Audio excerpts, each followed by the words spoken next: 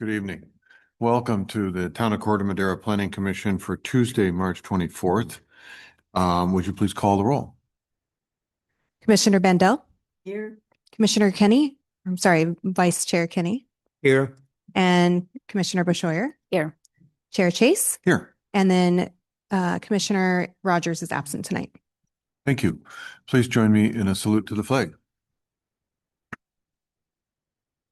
I pledge allegiance to the flag of the United States of America, to the republic for which it stands, one nation, under God, indivisible, with liberty and justice for all.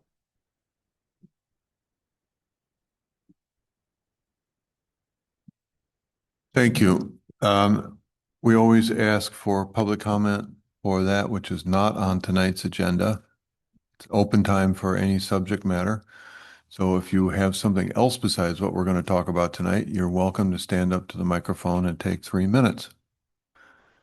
I see no one in the audience here. Claire, do you have anybody? Oh, online? Okay. All right.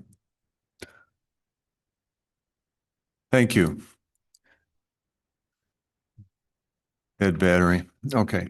So we will close that public comment section. And tonight we have a business item that is a study session.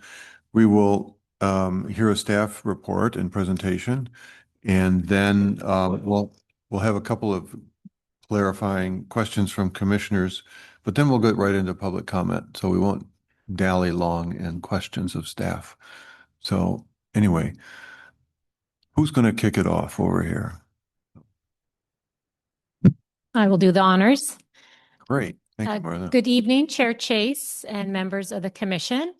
Before we get going, I'd like to take the opportunity to introduce Martha Miller of Miller Planning Associates, who we are fortunate to be working with on this project. So Martha and I will be sharing the presentation this evening. And tonight, the commission will be holding a study session to discuss the Commercial Code Modernization Project. We're pleased to be here this evening to receive feedback from both the commission and also from the community. And the commission will not be taking any action tonight, but rather will be providing feedback to staff and will return in the future with draft amendments. So this evening's agenda includes a project overview, a discussion of what we've heard, both from the survey that we did and also from stakeholder interviews. A discussion of the analysis and recommendations, followed by a discussion by the Planning Commission, and there will be an opportunity for public comment as well. Next slide. So to begin with project overview, next slide.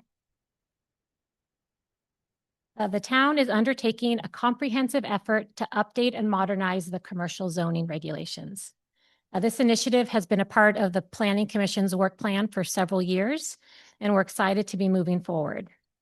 The Commercial Code Modernization Project is intended to create a more flexible and user-friendly regulatory framework that reflects contemporary business types and development practices. It would streamline administration and also support economic development. And the updates would apply to the 4 commercial zoning districts as well as the 1 mixed-use district. So the project includes a variety of amendments to the zoning ordinance. The first is to update the uses that are permitted and conditionally permitted in the commercial zoning district. The second would be to allow for outdoor commercial uses such as fitness classes and produce display on private property. The third would be the establishments of regulations for temporary uses and special events on private property. And the current code does not include any regulations for temporary uses, and this has been identified by staff as a gap in our existing code. There would also be amendments to address shared parking and updates to parking requirements to support multimodal transportation. And we'll go over all of these components in more detail later in the presentation. And also as part of the project, regulations and a permitting process for mobile vending in the right-of-way is also part of this project. However, those regulations fall outside of the zoning ordinance since those activities would occur in the right-of-way and not on private property. So we'll not be going into a lot of discussion on that as part of tonight's meeting, but there'll be a discussion at a future meeting. So this slide shows where we are in the process. We're at the analysis and evaluation stage. And following the study session, staff and the consultant will continue refining amendments to the code. We'll return to the commission with draft amendments, likely sometime in the summer. And the commission would ultimately be making a recommendation to the town council on any code updates. So to inform the potential code updates, staff worked with a consultant on developing a survey. The survey was available for approximately a month from mid-January to mid-February. And it was promoted through the town's newsletter, through our social media channels, and also by A-frame signs that were placed throughout the community. Staff also distributed the survey to key stakeholders, and the Chamber of Commerce Executive Director contacted businesses to encourage participation. Attachment 1 of the staff report includes a summary of the responses to the open-ended questions and also shows graphics of the responses that were not open-ended. The survey was completed by 158 people, and because individuals could skip questions, not every question was answered by everyone who completed the survey. The survey summary document includes the number of people that answered each of the various questions. The respondents included a mix of residences, business owners, commercial property owners, employees, visitors to Corte Madera, and other. And the employees and Corte Madera residents comprised the largest share of people who took the survey. Respondents were asked a question to rate the importance of various impacts that the town should regulate through zoning, with 1 being the most important and 6 being the least important. The top 3 impacts that were identified were aesthetics, traffic congestion and parking, and noise. And traffic congestion and parking had the largest shares of people saying it was the most important. The survey also included several questions regarding food trucks. One question asked whether the town should allow food and coffee trucks in existing commercial areas, in parks, or other areas. A strong majority of respondents supported this, with over 100 of the 151 respondents saying that they strongly supported food trucks at various locations. Another question asked respondents whether they supported the operation of food and coffee trucks during normal business hours, only during special events, at both, or neither. And most respondents indicated support for food trucks at both special events and also during normal business hours. Right.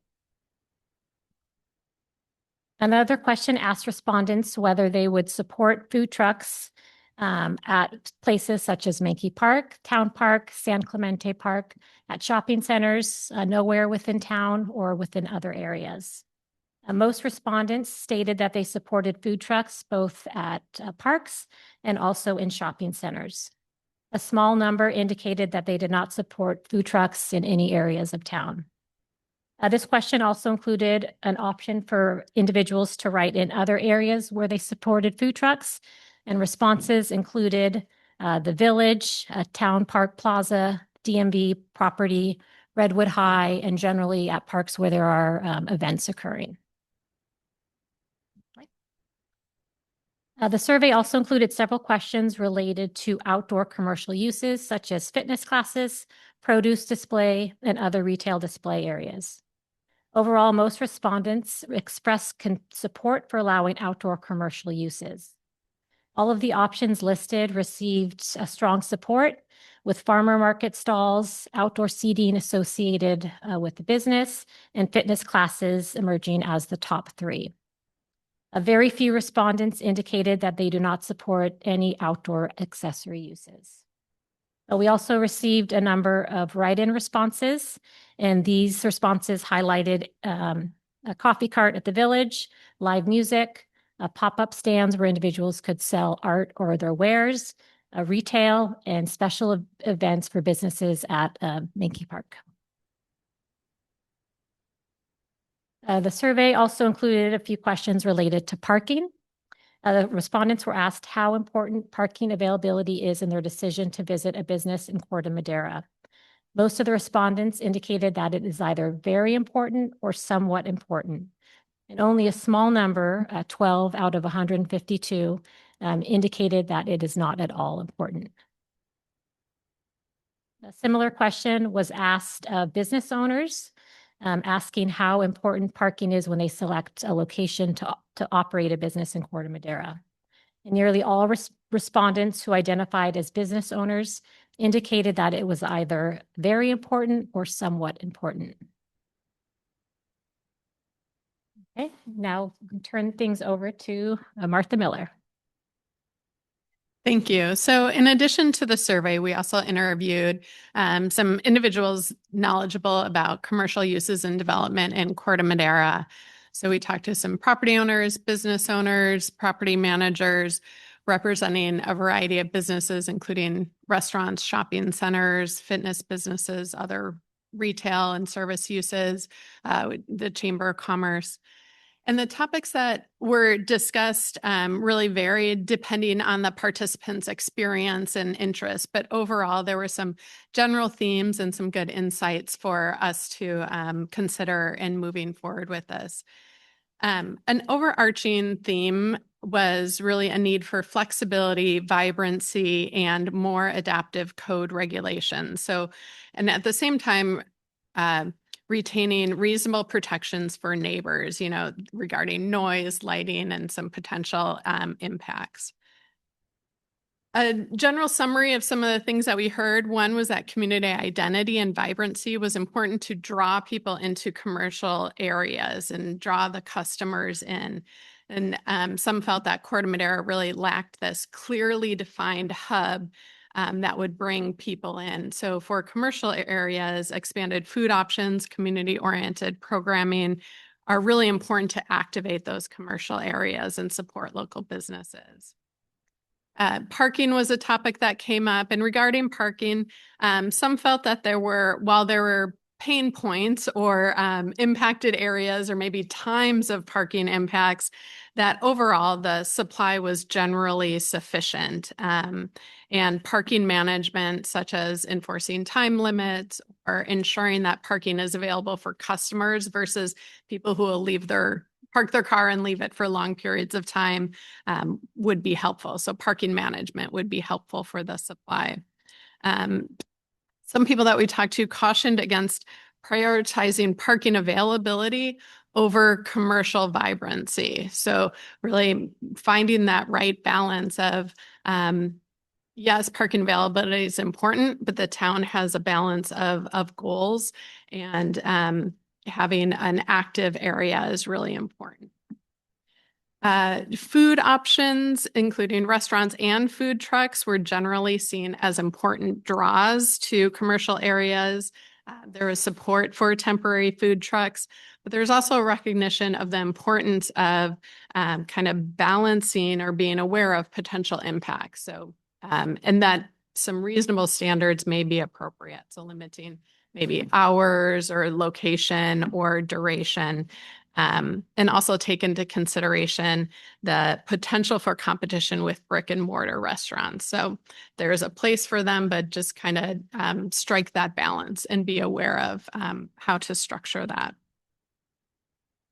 Moving to the next slide, the people that we talked to expressed the need for greater flexibility regarding outdoor use and activation, that there should be greater flexibility for these types of uses, and that temporary inconveniences that might come with those could be addressed through standards, and things that may be reasonable include addressing hours, noise, screening, materials, location, and things such as that.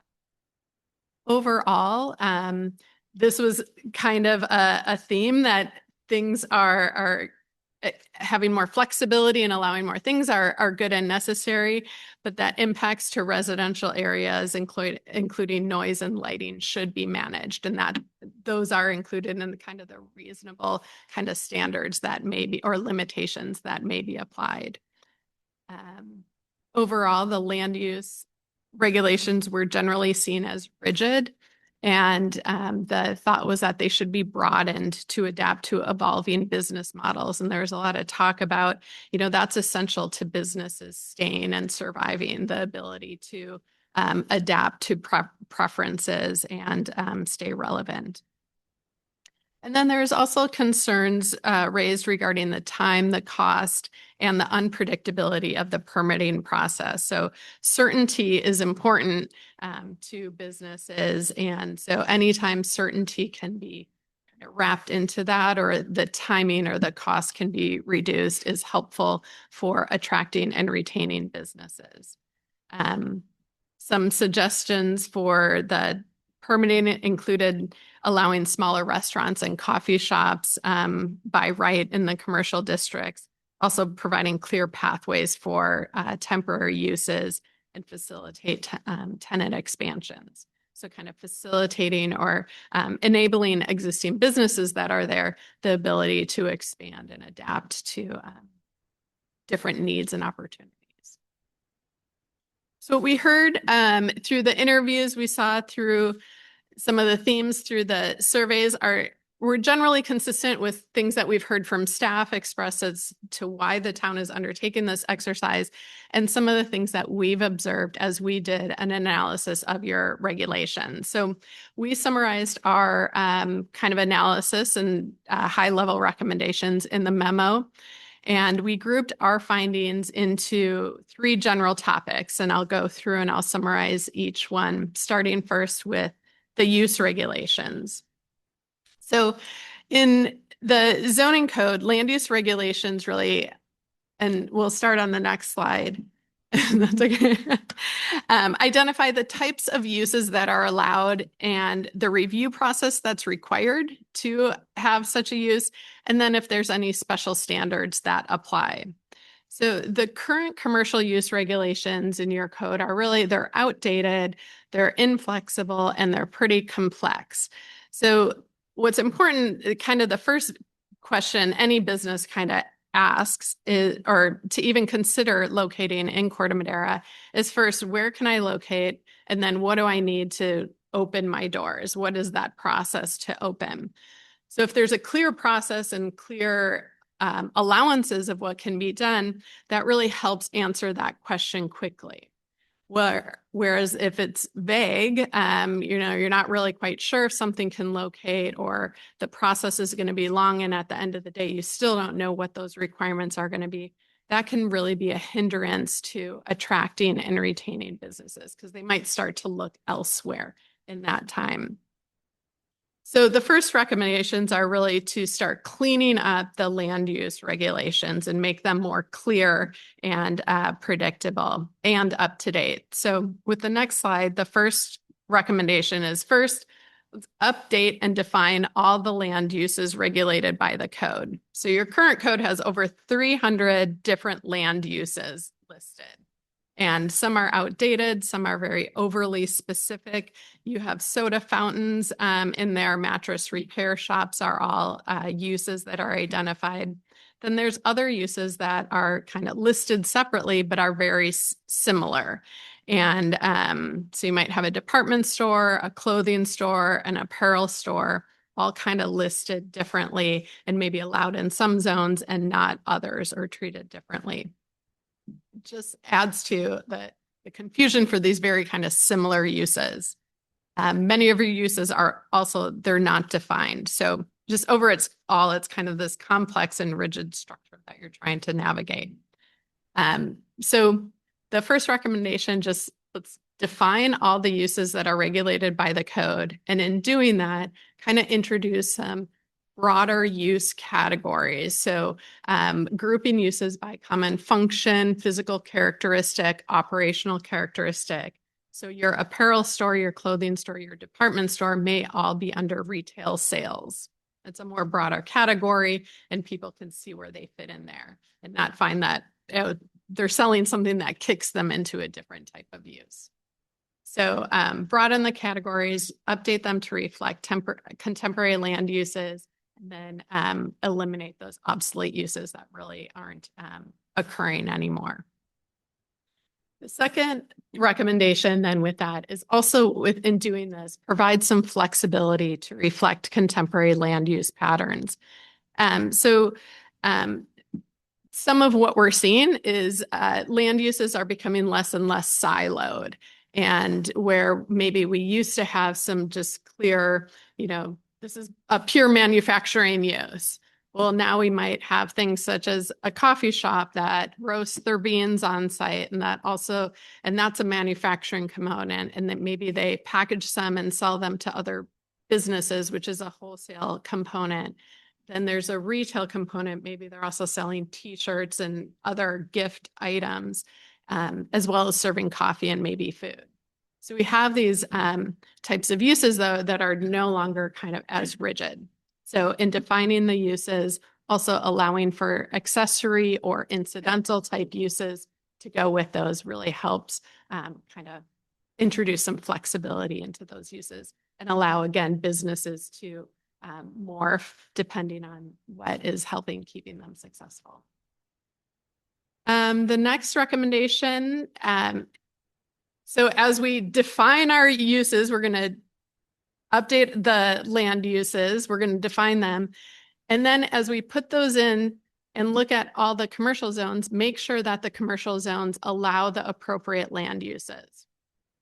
And where appropriate, allow a broader range of uses. So typically we don't typically look at commercial zones and go, what is everything allowed in this C1 zone? Usually we're answering questions. Can I locate this here? This is a really great opportunity as we're updating the definitions of the land uses to look at, okay, what is allowed and are we allowing the right things? And is it broad enough to really capture all of what the town is looking for and wants to support in these areas? With that, also introducing allowances for outdoor accessory uses. As Marcia, it's the same name and I can't even get it right. The town lacks clear allowances for outdoor accessory uses, which leads to ambiguity, which some people might think, well, of course I am able to do that. That all of this type of business does that. So why wouldn't I be able to? And others will say, well, it's not listed in the code and so you can't do it. So there's this ambiguity and it can cause issues. So it's good to clarify and address those. So adding allowances for outdoor accessory uses, including standards to address those where there might be compatibility issues.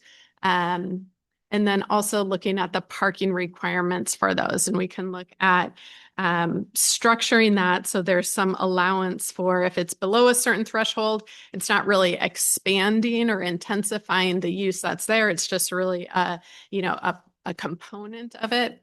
It could be allowed without requiring additional parking. We can also look at allowing for some of these temporary outdoor accessory uses in a portion of the parking areas during non-peak hours. So when those areas aren't otherwise being used. And that moves us on to parking. So the second kind of topic that we looked up in the paper is the parking requirements, and the quantity, the location, the appearance of parking really influences the character and functionality of an area. And the parking requirements are just so important because they really affect our ability to use property.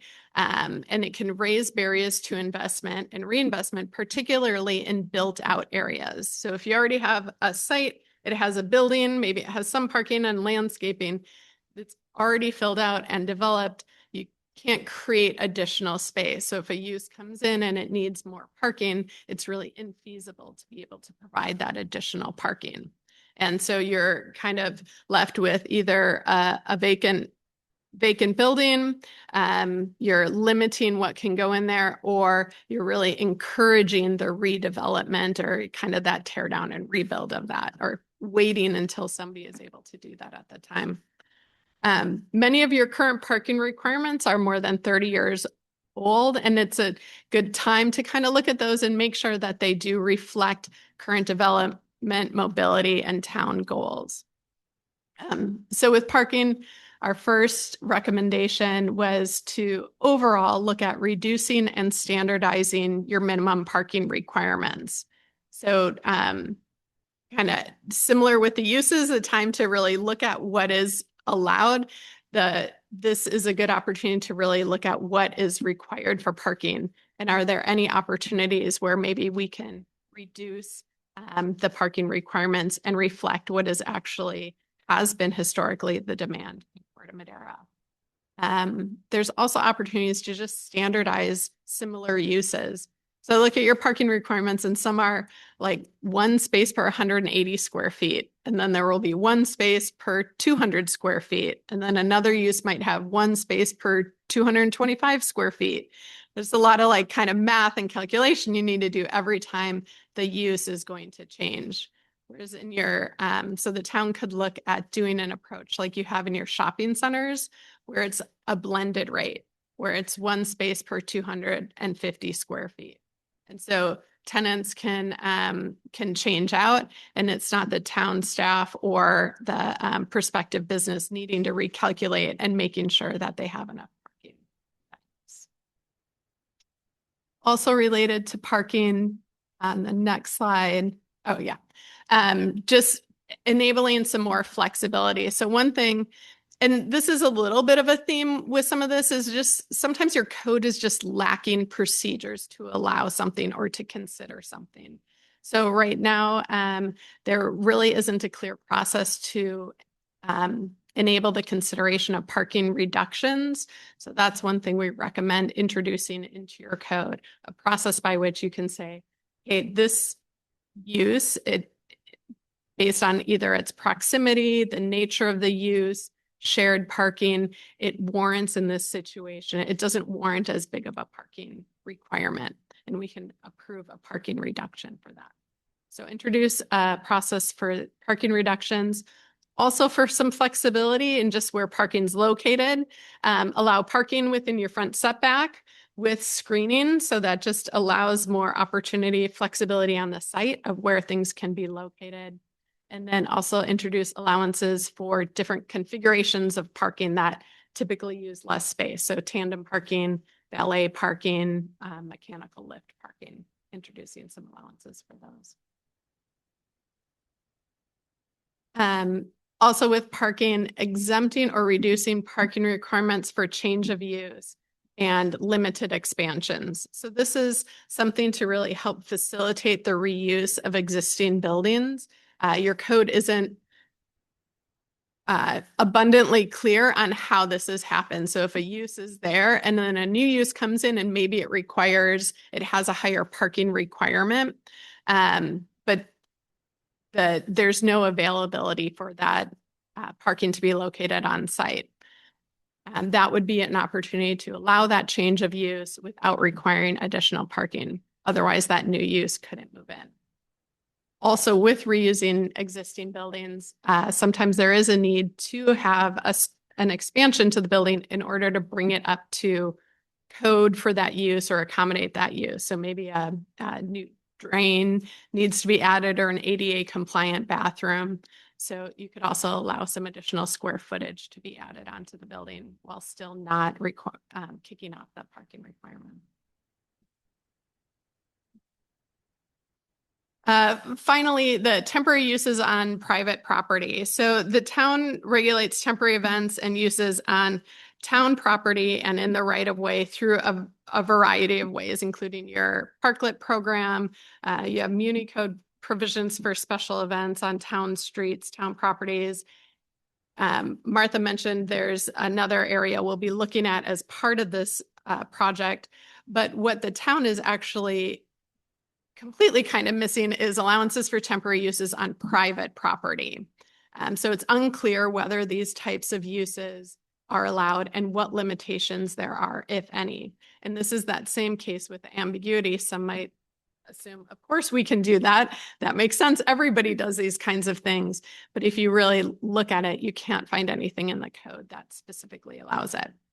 So for temporary uses on private property, we can introduce through the amendments allowances and standards for these types of uses. And we can look at identifying there's some temporary uses that can just be allowed. There's some that maybe require staff level review if they meet certain thresholds and certain requirements. And then those that maybe don't meet those standard ones we put into the code, but you still want a process to consider those. And those could go through a conditional use permit or other permit process. So the next slide just gives an example of maybe what some of those may be. So yard sales, people do them. It's generally accepted. It is good to have some parameters in the code in case there's a situation where something gets out of hand and maybe somebody's doing every weekend and it's causing neighbor impacts. But that's the kind of the type of temporary use that could be allowed without a use permit, but still have some parameters for it. Then the middle level, some allowances with a temporary use permit, mobile vending, seasonal sales, a special event, customer appreciation days, as long as they meet the limitations in the code, staff could review. And then anything regular, ongoing, or things that don't meet the prior thresholds could then be considered through a conditional use permit. So that's an overview of some of what we found and what we recommend. I'm going to pass it back to Martha to cover anything that I missed, and then look forward to hearing from you and what you would like to, your reaction.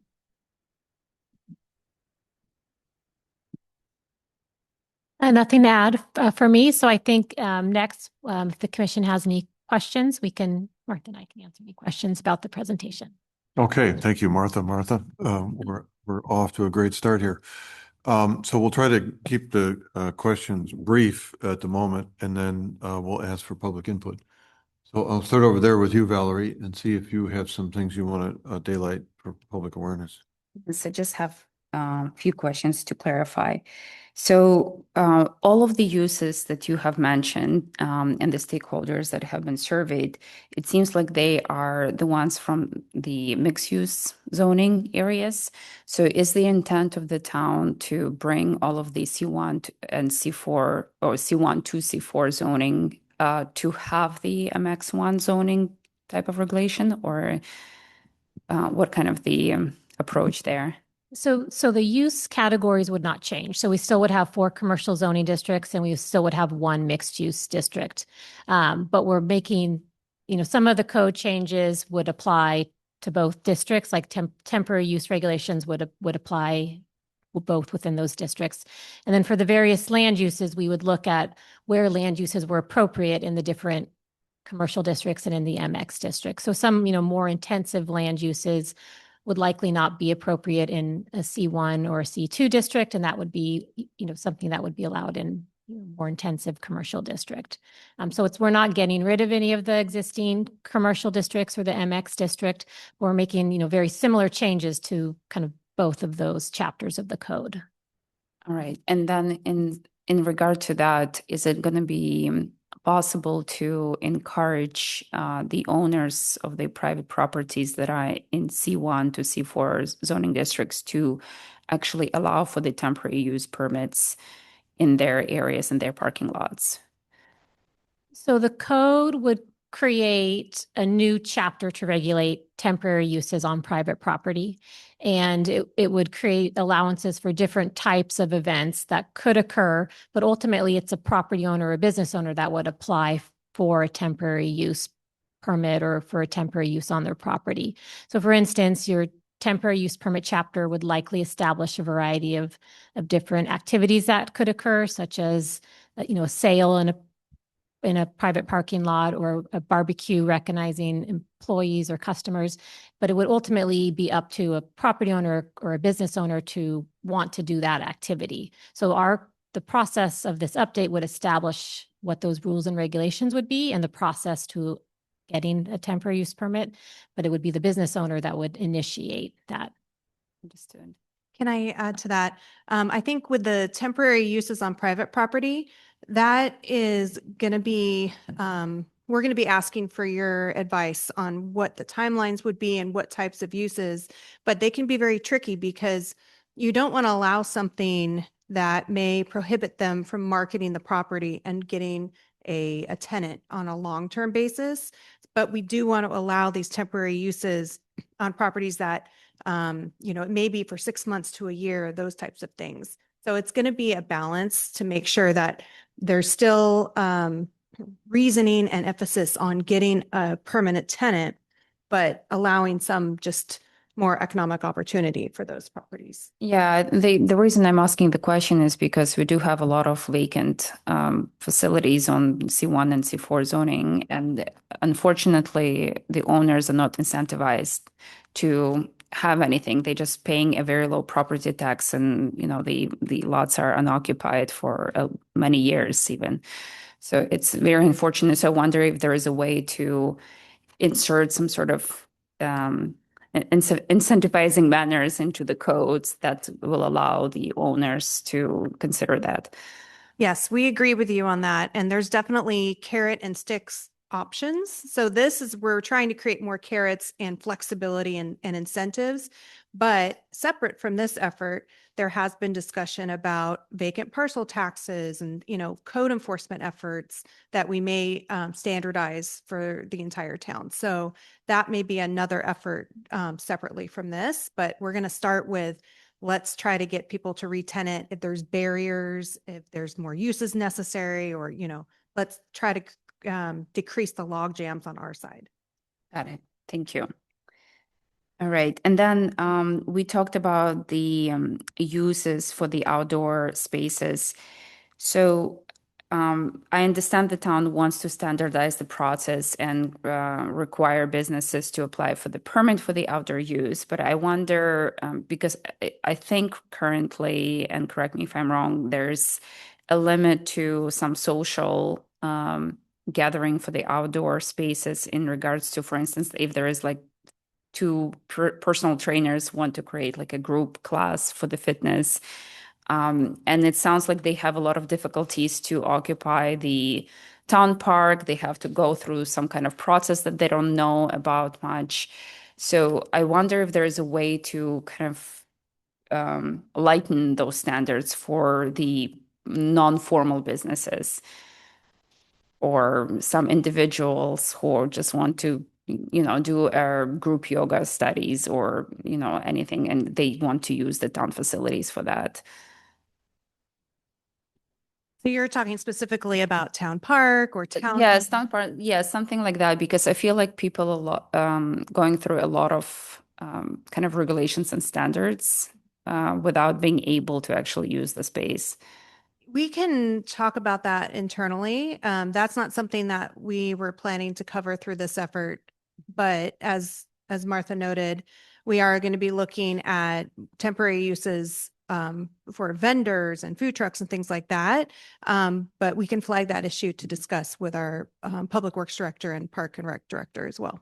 All right, thank you. And then I have, in regards to the parking requirements. So the last 2 weeks ago, there was a great case about the ADA bathroom example. And the regulations in regards to that is, will we have a threshold of how much square footage the business would have to add in order to trigger that parking requirement? Because if someone is adding 200 square feet, it doesn't even have to go in front of the Planning Commission. It sounds like, which was not even the case last 2 weeks ago, right? It triggered a lot of conversations here, which probably didn't have to.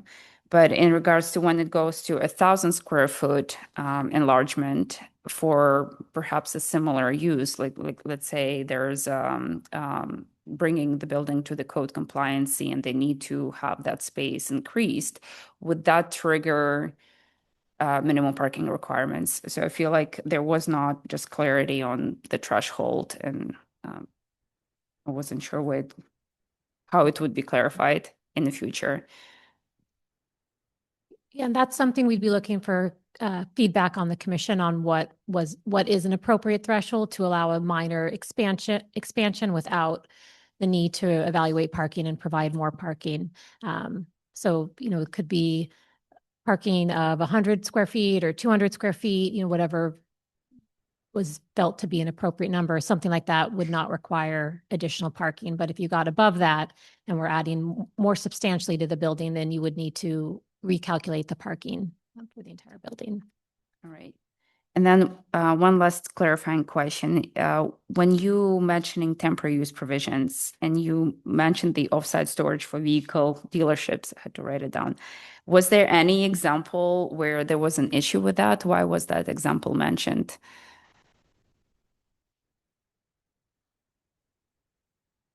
I think that came from a stakeholder interview, where there was concern was expressed that oftentimes dealerships do not have enough parking for inventory vehicles. And so they're always looking for, additional space to park vehicles depending on as they're getting a lot of inventory, then they lack parking. So we have had both, it was brought up in interviews and then questions from individuals kind of looking for vehicle storage. Got it. All right. Thank you. No more questions. All right, thank you, Valerie. We'll come back for more later. And Dan, how about you? Just a couple of questions. I understand that the zoning and regulations, are important to the town, but also obviously the applicants, have to go through a process. I'm trying to understand, and maybe there's some information that came out of your stakeholder interviews. I think Martha Miller, you said that, people want to know, well, how long it's going to take to get a permit? What does it cost? Well, I think the first thing they want to know is what's the market, and second of all, what's the rent? And so we have restaurant vacancies. A lot of surveys said that people really wanted more restaurants, yet we have a restaurant. Town center has been vacant for a year. And we have vacancies in the village as well, a lot of turnover. So I'm trying to understand what the real challenge is for people attracting businesses here. I'm not saying that it's not important to look at the zoning, it is, but I don't understand really what the issues are for a prospective business and in totality. And you're right, the zoning is really only one component of it. And there's a whole other area that the town isn't kind of purview to or involved in. It does take private investment to introduce those uses. So if a restaurant is going to open, it has to be, someone that wants to do that with the financial backing, with, all the components in place. The town doesn't have much control over that. So I think what the town is looking to do with this part of what we do have control, what they do have control over, let's make sure we're not the barrier on the town's end, or how can we, facilitate that as much as possible. Well, let me just rephrase the question.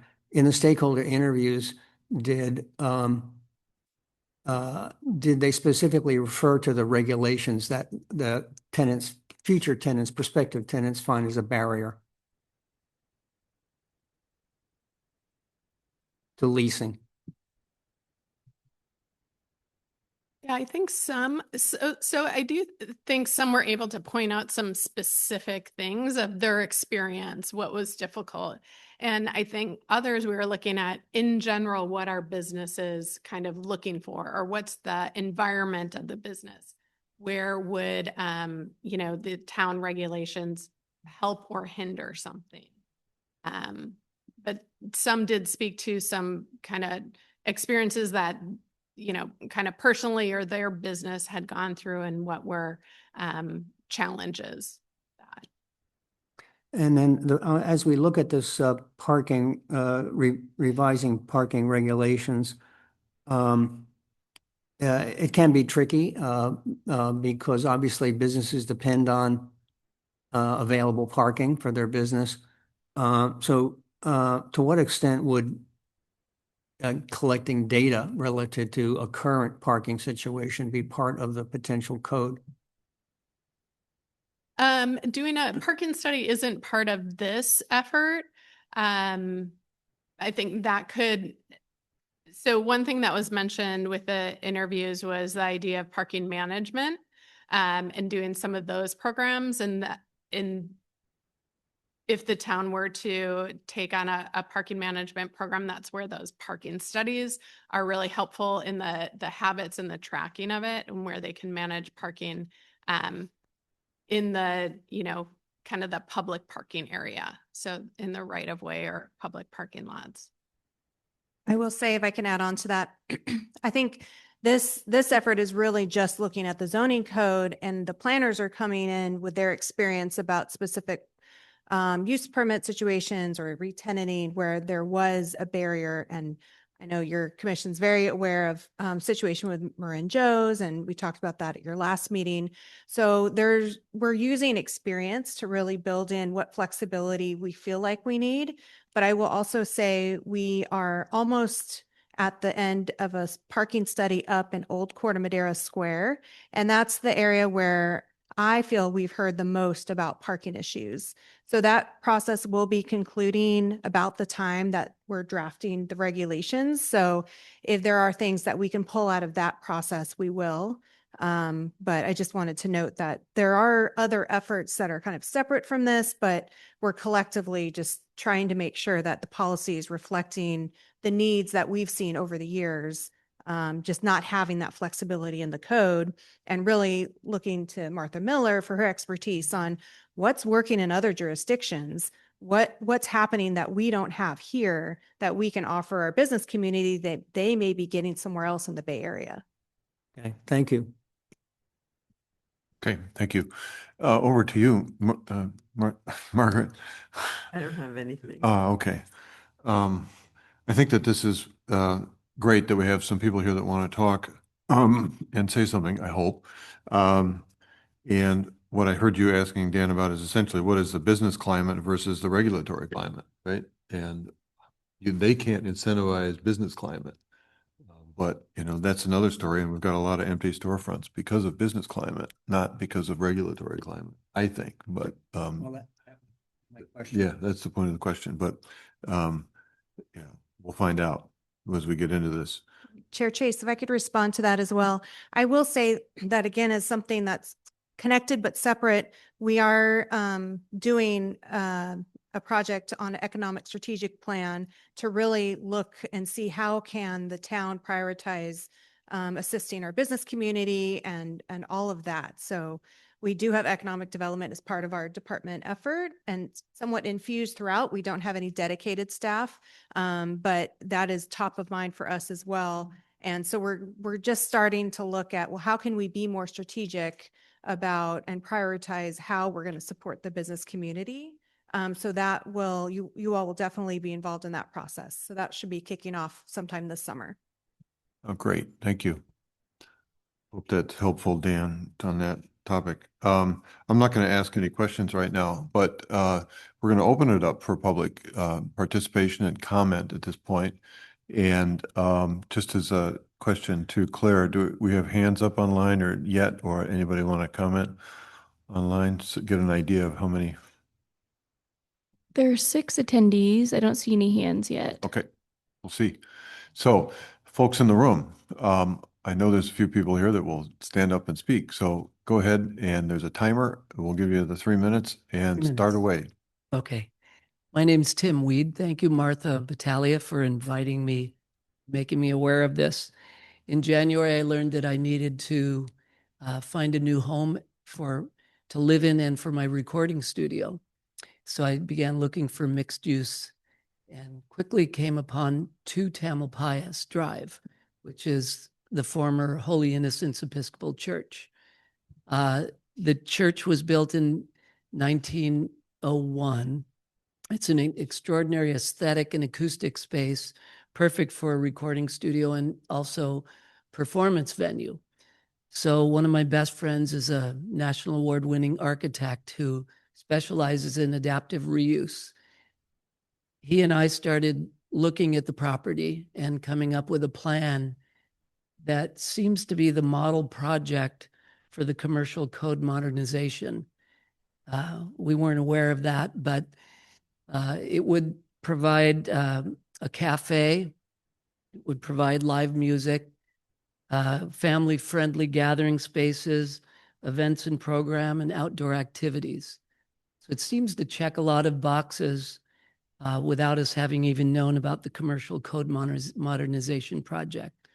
So it's good news that that's happening. And so me and my partners are hoping that we can breathe life back into that space, which has been dormant or vacant for 4 years. On February 20th, we had a gathering with the architect. We invited several people from the planning department, from the town council, from the Corte Madera Community Foundation, the town manager. The Episcopal Diocese Chief of Staff was there, and a small handful of potential donors and sponsors and partners, and then 15 musicians. And we put on a little concert and explored the acoustics and had a lot of different styles of music, from singer-songwriter to we had a Scottish piper, we had Portuguese fado, we had bluegrass, we had tango, a lot of different things, jazz, classical. And the space proved to be extraordinary. None of it was amplified. We found it refreshing that you could do a performance in a space with no amplification and everybody could hear every note. So it's a very special place. I've been recording since 1980, and in those days, the room was considered one of the most important members of the band. And this space is very important. And one of our priorities is to preserve it and to restore it back to life. And then also, I guess I'm done. Thank you for your time. Thank you, Tim. All right, who's next?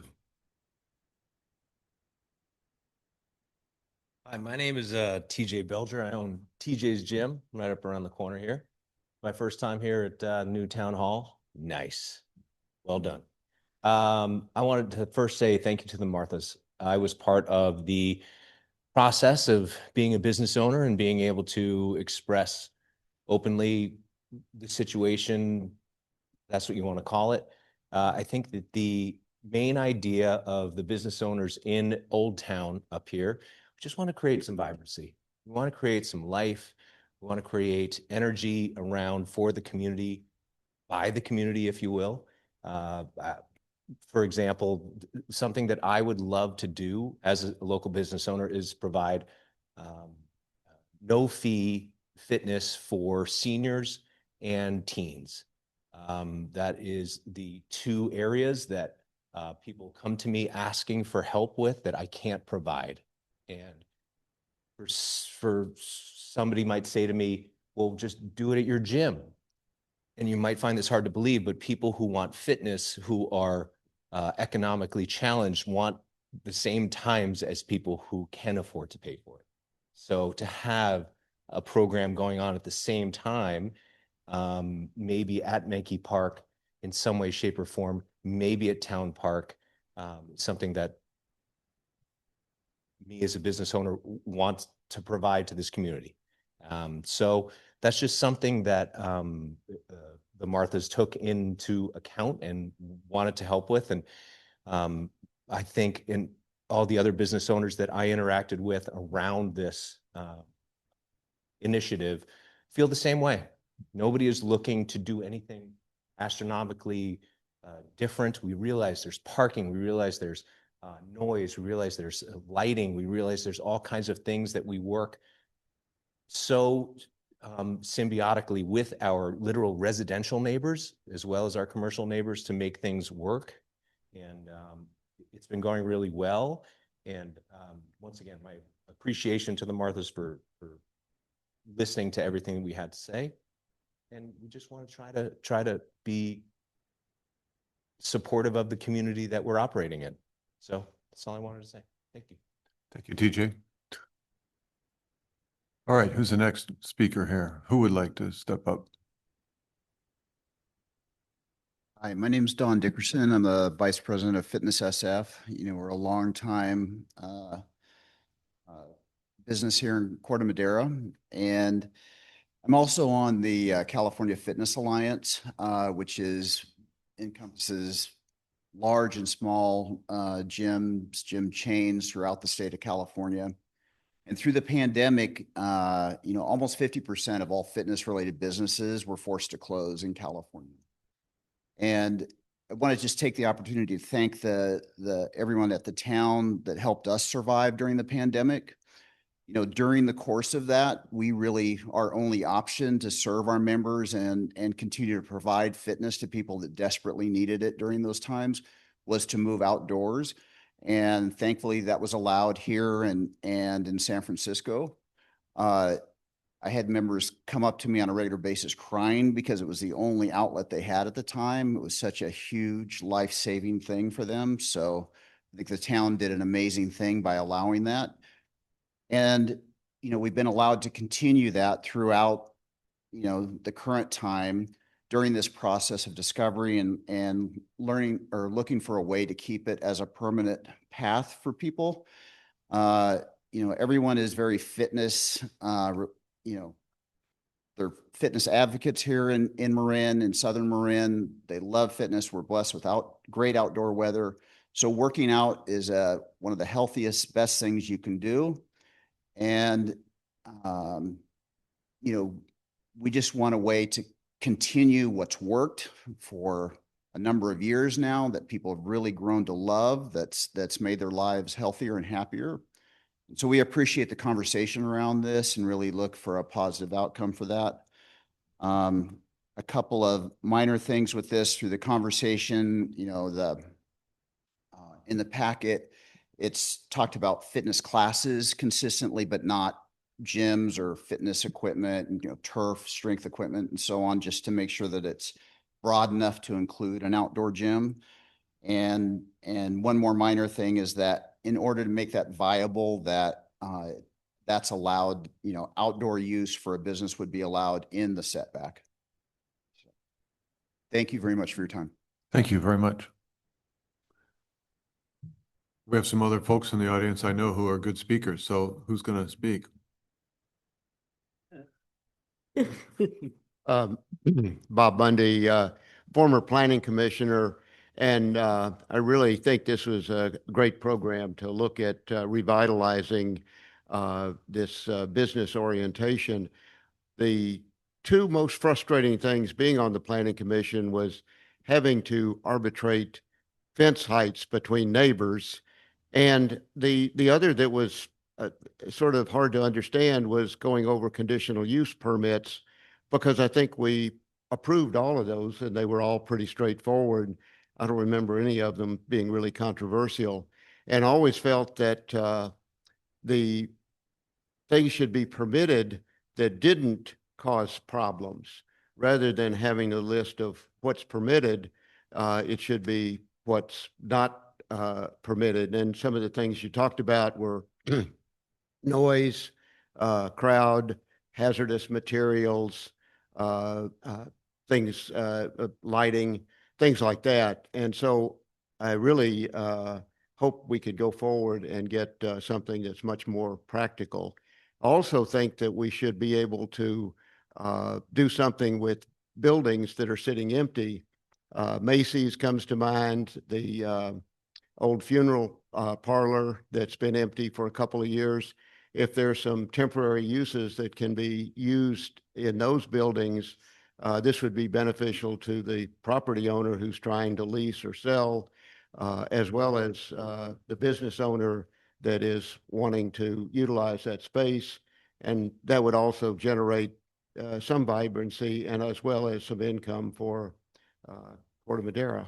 So I hope we can continue to work on those. And I certainly support the reuse of the Holy Innocents Church. I think that's a great project. Thanks for bringing it to us. Thank you, Bob. All right. Another opportunity presents itself. All right. Good evening. My name is Martin Lauber. I'm a property owner and business owner at 5842 Paradise Drive. I'm also, as recently as last week, I'm the tenant at 5810 Paradise Drive, which was most recently Camp Canine. And I was involved in the stakeholder meetings, also in the survey. And I have to say, I have to echo some of the comments here that I just appreciate that the city is taking the time and the effort to modernize the code, to create an opportunity for dialogue and conversation, as opposed to, you may laugh at this, but as opposed to a business owner feeling intimidated or feeling scared. I recently sent an email to the city asking about what could be done at 5810, what was allowed. And my question was too brief because I got a question to clarify my question. And I didn't know how to answer. Is she asking me to say this, or does she want me to say that? And it shouldn't be that way. I should be able to just say, here's what I'd like to do. Is that allowed? Without thinking that I'm kind of getting myself in trouble or you know what I mean? So in other words, I think this is a wonderful process. I'm not being very articulate, and I apologize for that. It's been a long day. But directly to your question, Vice Chair Kenny, I think, in my opinion, what this is solving for is to create the art of the possible. So an opportunity for businesses like those restaurants that have failed in the town center to maybe experiment, maybe have a food truck satellite that might be in a food truck park, which would then build up the community and the advocacy for their restaurant concept, which would then translate to a full-time, which is right. So I think that's part of what this is solving for. I also want to say that you have what I think this would accomplish, and I encourage strongly, is the bringing this town up to date code-wise and entrepreneurially wise with a lot of other communities. You now have in other places, not just in the Bay Area, but all around the country, you have laundromats that are also coffee shops, that are also co-working spaces. You have schools that are also fitness centers at night. You have parking lots that become concert venues. So this is happening everywhere, and it allows business owners and entrepreneurs like myself to stack business models. So part of the year we're this, the other part of the year we're that. Part of the day we're this, in the evening we're that. So I'm not saying huge disparities in business models, but I'm saying things that are adjacent, things that the public wants and the community wants. So I think that's another thing that this opportunity, this process will engender. And I fully support it as both a property owner and a business owner here. Thank you very much. All right, I see some people sitting, nobody standing. So, all right.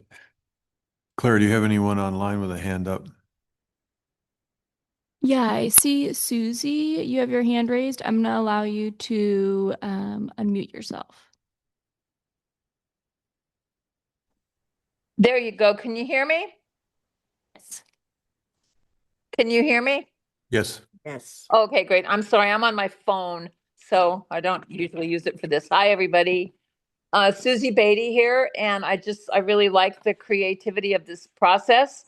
I think it's great. You guys are doing a good job bringing everybody together on this. I do really like the idea of the creativity of doing things outdoors.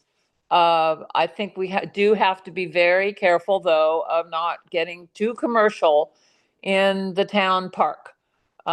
Makes me think of our friend Joni Vaughn, who just didn't want anything but people and playing baseball in there. But I still think there is a place for it.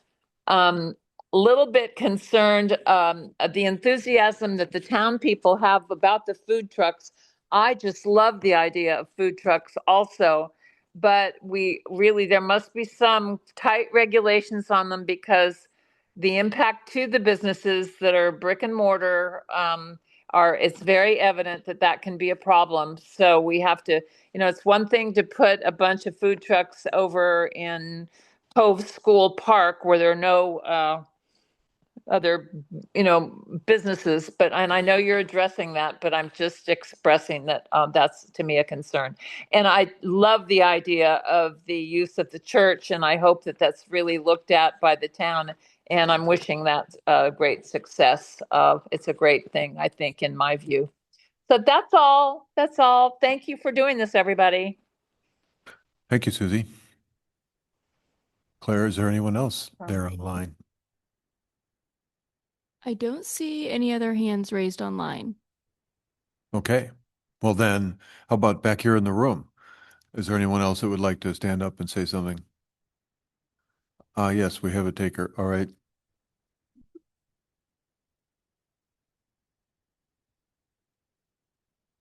Quickly, I want to say thank you for allowing us to have a say in everything. I am Angela Foster. I am the general manager for Town Center, Corte Madera. It is important for us to have a clear picture of different uses and the impacts on those uses, especially as it relates to parking. That's a big thing for us. It can hinder how we can lease spaces if there's all these little parameters and caveats to how the parking is.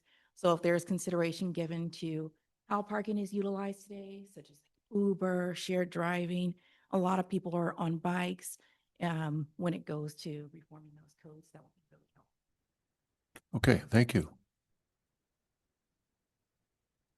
All right then. So your opportunities are up for the moment. Because this is not a formal hearing, we can come back later and visit with those who might have thought of something else to say. But then we'll bring it back up here to the podium. And I will entertain that more questions might be asked of staff after that at this point.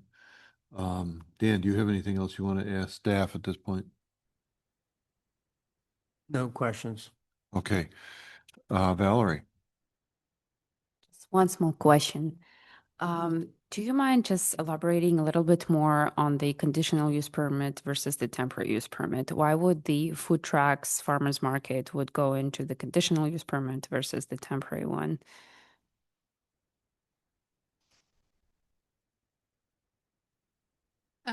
And depending on how you structured it, it wouldn't necessarily, but I use those as an example because they would be if they were done ongoing and regular.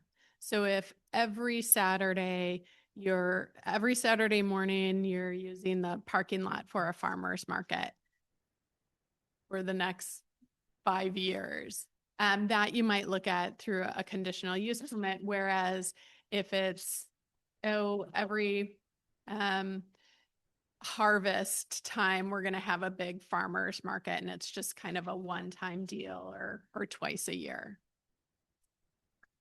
So in terms of the standards, there will be different standards applied to each one of them. And when the businesses apply to them, there's more stringent ways to get the conditional use permit versus the temporary one? Yeah, it's a higher level of process, and it also enables the town to apply conditions. So with the temporary use permit, that would be typically at the staff level or the director level. And it's really if we're just verifying you're meeting all these kind of criteria, these thresholds, these parameters.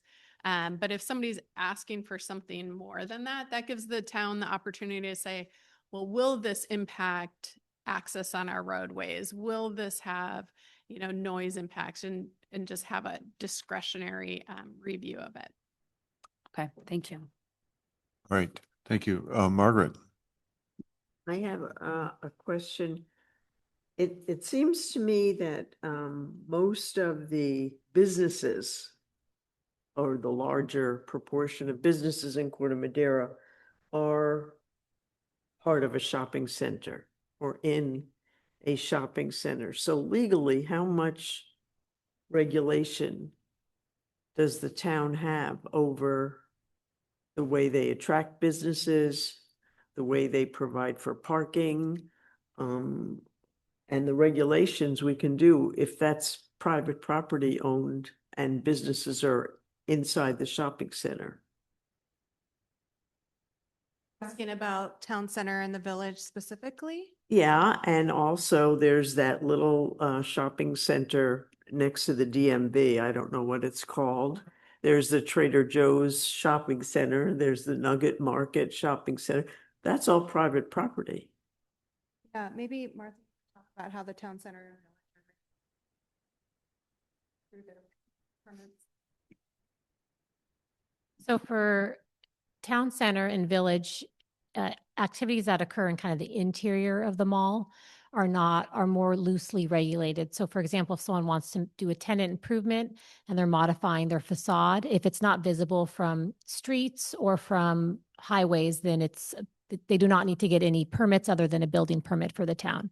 And typically for areas that are visible to streets and roads and parking lots, there's a design review process through going through either the commission or staff, depending on the extent of changes. But our land use regulations still apply to private property. So this town still has the ability to regulate the types of uses that are appropriate and also apply parking regulations.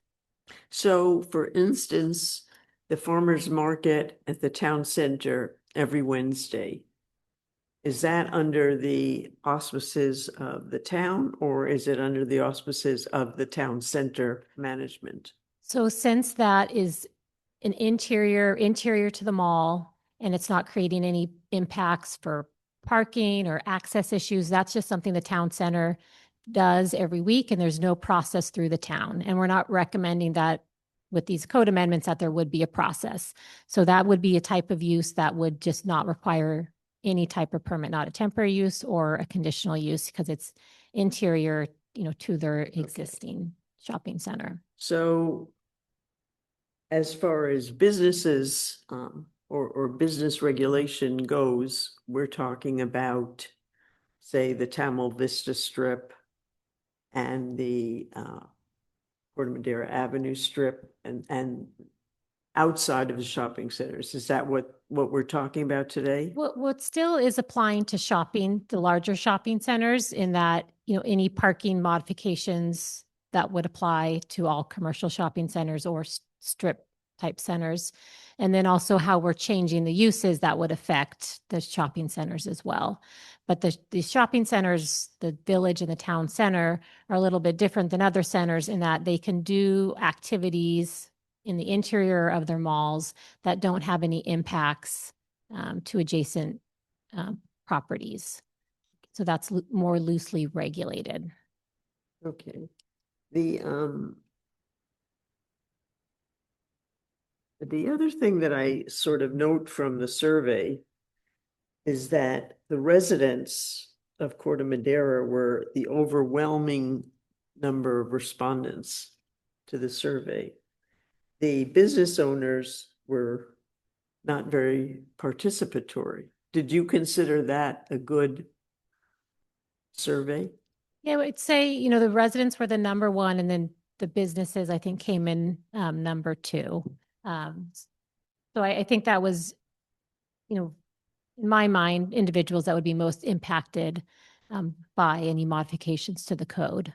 And that's, to my mind, this is disappointing. That there's the amount The of people. business owners and who would definitely, benefit by enhanced understanding of the commercial code. And also, even the commercial property owners, it just, to me, it's very disappointing. And we obviously, as this project continues, we intend to continue to do outreach both to residents and also to the business community. We've been working with Julie of the Chamber, and she's been helping us promote this project to the Chamber. And Amy and I attended one of their meetings and provided an overview of it. So we can intend to continue to outreach to business community. I wonder if there's any way at this point, is there any way to get more commercial property business owners participation? Or has that ship sailed? No, I mean, we're we're just starting to draft regulations based on the conversation tonight. So there's ample time and ample opportunity even throughout the process. Because even once we have the draft available, we still want input on that. So we are open to any other suggestions you have. Our outreach is usually pretty successful. But again, we're usually reaching out to residents and not necessarily the business community. So we've been really leaning on our business community representatives to help get the word out and kind of infiltrate. I mean, I know people were going door to door at the village and, we did the same thing at Old Corte Madera Square area. So there's ongoing conversations happening where they may not have taken the survey.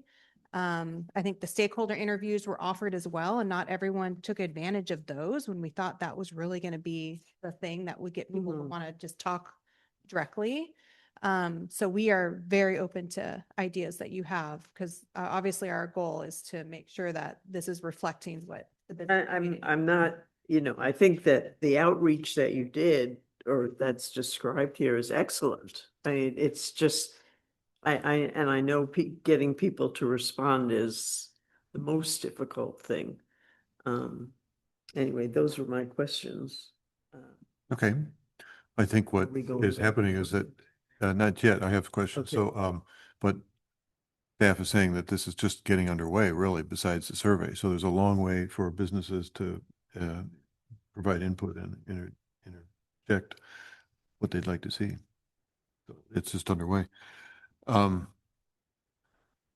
So from my perspective, I'm curious, with these conditional use permits, how much do these cost for the town? Is there such a thing as a cost for a conditional use permit fee? And what is that these days? Our fee schedule was recently updated. Claire and Tracy, correct me if I'm wrong. I think it's $2,000 for a staff level conditional use permit. And then if the conditional use permit, if the planning commission is the decision maker, we take a deposit of $3,000. And ultimately the cost is dependent on the amount of time to process the application. Okay. So that's a cost that they have to bear. So I'm going to ask kind of about how wide to open this change of zoning. And so, I've seen that list of uses before, and it's pretty stale. It goes way back in time. So there's obviously a concern about things you want to prevent or not have available to people, right? So that's a specific list you would probably create. So for instance, service station. It's listed in some areas of town that you can put a service station in, right? But would you even put that on the list of available options?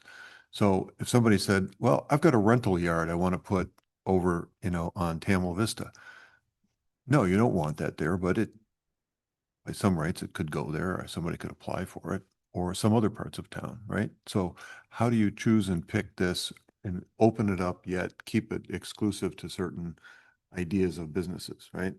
So, but the other side of that coin is people are smart enough to say, gosh, a rental yard or a gas station isn't going to do well, right? So I'm not going to open it. So the business climate sort of predetermines what might happen anymore. When those uses were written, it was kind of the Wild West. And so, you could dream up a service garage to go somewhere, but that's no longer going to happen anywhere, right? In most places. So some things, the business climate will drive property use or some kind of possibility. So do you let that be a driver, or just sort of does staff then say, no, we don't want a service station over there. We don't want a service garage over there. How do you look at those list of options and exclude things that you don't want to have happen, yet you want to encourage things? Somebody says, I want to put a copy store in downtown Corte Madera on Corte Madera Avenue. That's not a business that you're going to promote, probably, right? It's not going to draw much traffic. There's a whole idea of vibrancy and all that, but it's an allowed use, right? Somebody could say, I want a copy store here. It's a retail business. Why not? But the business climate would say, that's not going to work here. They wouldn't do that, but it's a listed or a possible allowance. So where do you draw this line about possibility for businesses? It's a difficult path, I think. Well, I'll just say that is something that I think you all should take into consideration. So I can't remember which Martha said this, but we're looking at we have a lot of commercial districts and not much commercial property. So it's really important to make sure the list for C1 matches that area of properties for C1 versus C3 or, the MX zone. So that's one area where we're going to make sure, well, does the gas station make sense in C1 in Old Corte Madera Square versus like somewhere near the 101 corridor? Obviously, the car dealerships are already positioned to be around the 101 corridor by the zoning. We're not going to propose to change that most likely, but based on what we're going to hear, we're going to propose what we think works, and then you all can tell us if something is just out of whack or old or not really appropriate. I mean, there's some jurisdictions that are banning new gas stations, things like that. That's not on our docket as far as work plan and nothing that's been mentioned. But when you look at the array of uses, you want to make sure it's something that is appropriate for that specific area, but also is that something we want in town? These are very generic. We're trying to keep them generic by design. If that's helpful. Yeah, so if you get a list of obvious exclusions for a zoning district, and then somebody comes in and says, well, it's not on the list of exclusions, and by right, I should be able to do this. How do you push back when you've got an app that you don't want or that, might be? Well, maybe Martha Miller can weigh in on this because we have a permissive zoning code. So we're really listing what you can do. And if it's not listed, you can't do it. But that's also kind of an art form of zoning code. Yeah. All right, so this is paint, you can't paint by numbers exactly, but you got to get to something that allows for all these different numbers in the commercial zones. But we were talking earlier about trying to create incentivization for businesses. So that's on your work plan in a way, is to go reach out and say, here's what we've got to offer, right? Or something like that. But if the business climate doesn't want to invest, you can't make that happen. So some businesses stay empty. I mean, these restaurants that have gone away, they didn't survive in a way. It's not like there was some kind of regulation that for which they didn't survive. Yeah. And there can be other strategies to incentivize new types of businesses that we want to bring to town, but that's not always through the zoning code. So that is something like another phase that we can look at, and that will probably be driven by the economic strategic plan. Once we know through outreach, what is it that what businesses do we want to attract? How do we plan to attract them? But that's a whole separate strategy. Okay, I want to ask about parking a little bit. So mortuary, I don't know, there've been lots of talk about different things, and the parking lot next door. So people wanted to put a business there, a building there, but it would almost eliminate any parking there, right? So how do you address that if somebody says, I want a building here, but it's going to eliminate parking? I don't know how you balance that to encourage the development, or even at the mortuary, how do you encourage the development with static parking available right now? That's what I hear you talking about with regulation. Like if it exists, it is what it is, right? And not demand an increase based on usage or something. In the case of 601 Tamalpais, if someone wanted to build a new building, they'd have to meet parking requirements. And there's no way that someone could construct a building on that kind of vacant parking piece and meet parking, and then obviously the existing building would no longer comply with parking. So those two parcels are very similar to the Marin Joe's two parcels in that it really needs, the vacant parking lot needs to remain a parking lot to provide parking for the existing building on the adjacent site. Yeah, okay. There was the building we approved between Social Services and the Bank of America. That was a residential building, so that was a low parking demand, right? Correct. And then they were adding parking as part of the project, that little multifamily building. That's, yeah, we'll ask later what happened to see. I don't know.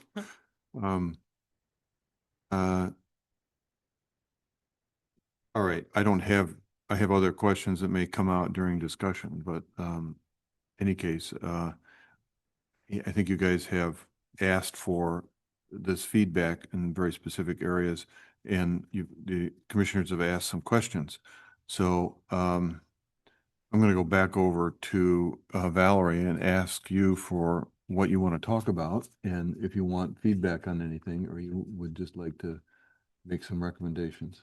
And we have a summary slide we can put back on the screen that shows kind of the different items we're looking for for the commission to discuss and provide feedback on. Okay, that's good.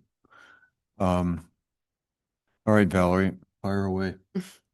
All right. Yeah, I will have few clarification questions as well as recommendations. So kind of follow up to what Margaret was saying. I also noticed in the survey, in the first few questions, there was a high respondent rate to 155 occasionally. But then once it started asking the specific questions to businesses, obviously the numbers fell down to 49 and 55. And I was wondering, I had the same concern as similar to Margaret, is how accurate that is, considering that these rezoning efforts are mostly going to affect the business owners and businesses. So to me, as a recommendation would be to create one more maybe targeted roundtable for the business owners and property owners only, just to discuss their opinions on all of these requirements and all of the new standards that will be in front of them, specifically the one on the parking reductions and the temporary use allowances on their properties. The other one for the land use consolidation, it would be helpful in your future work just to understand how you're going to be grouping all of the real estate and services without. Just to again, like to go through the services. I know we have a lot of them, but having that framework visualized would be extremely helpful for us to understand how they intersect with each other. And also, I have a lot of questions and uncertainty in regards to the peak hours versus non-peak hours, right? If we are talking for the multi-use area where, a coffee shop that would call itself that they're after hours coffee shop because they also have the alcohol license and they sell, something more than just a coffee. I wonder how that would be regulated. That's their business case and that's their hours. Would the town enforce the hours of regulation and would limit businesses like that appearing in Corte Madera? Or there will be some flexibility on these areas for the either temporary use permits or the conditional use permits in that case. And then on other note for the recommendations, I wonder if there is, for the conditional use permits, if there is even a need for some of the businesses to go in front of the planning commission, because if you guys gonna standardize the practice and everyone will follow and receive the licenses, what is the reason even to go in front of the planning commission for the larger approval? It seems like if it's a food truck deal, it doesn't even have to. So perhaps again, like creating some sort of framework on how we're separating some of the permit uses, because some of them could be structural and some of them can be light use, like a food truck, and it doesn't have to go through the extensive reviews. And then in regards to the parking, again, I mentioned earlier about the threshold on where is the limit to when the exemption will follow, because again, like if we're talking about the 200 square foot addition because of the ADA compliance, right, that can be done by the planning department and doesn't have to go in front of us. But where's that threshold? How big is big? And also, if it is a big addition, is reduction of the parking spaces is even a valid conversation here or not? And my other main point, just again, as a recommendation, is to really prioritize the carpooling spaces and share ride spaces for, as well as the EV car parking. I feel like we don't have that, and that would incentivize our town to go a little bit more green as well. Also would be helpful just to separate the parking requirements that would be in two categories: management and enforcement improvements that can be implemented super quick in regards to everything. And then separately, just standard reductions that should be supported by the parking utilization study. I feel like those two are separate topics and they should not be under one because it's kind of difficult and two different processes as well.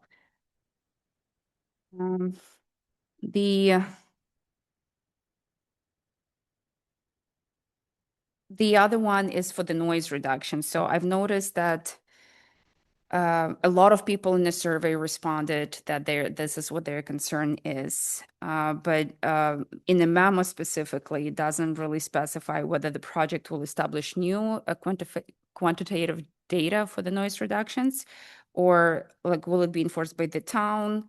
Again, it goes to the same ideas. What if someone wants to use the parking lots after the hours? What are those regulations are going to be there? Or perhaps we devote certain areas that are going to be used after hours only in the specific zones and areas that are not close to the residential areas. So a little bit more clarity on that one. And then the other one is just a timeline. So I think you kind of answered that in the process, but it wasn't definite on when the new regulations will come in place and when businesses can start use these new codes. Okay, yeah. I think that you put up that slide about getting before the town council in the fall, and then who knows what their reaction to it would be. So then they get to mess with it as needed. So, yeah. This is almost light speed in terms of process at this point to get it that fast. Dan? Yeah. What's not included, I think, in this list of three major categories is anything to do with density, height, setbacks, which I think could be a major factor and potentially redevelopment of certain underutilized sites and so forth.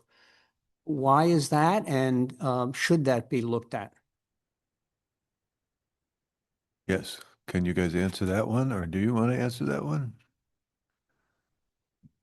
Well, I will say that is not something that we've heard consistently from the business community, that there's a desire for more height when it comes to commercial properties.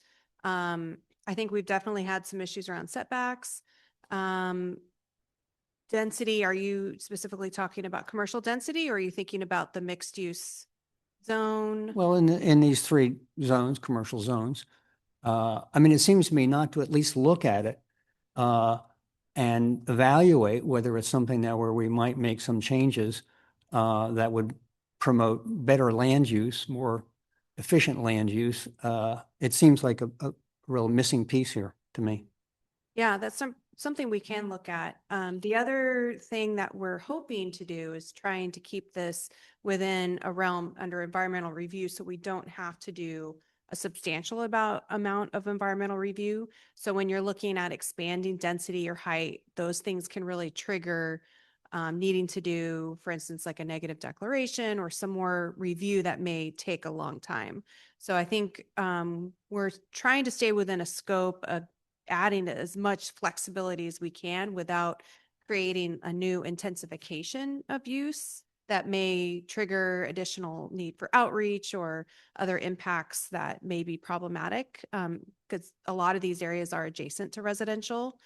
But I think that would be good feedback from you all if there are specific areas where you feel like even a re-tenanting would be somewhat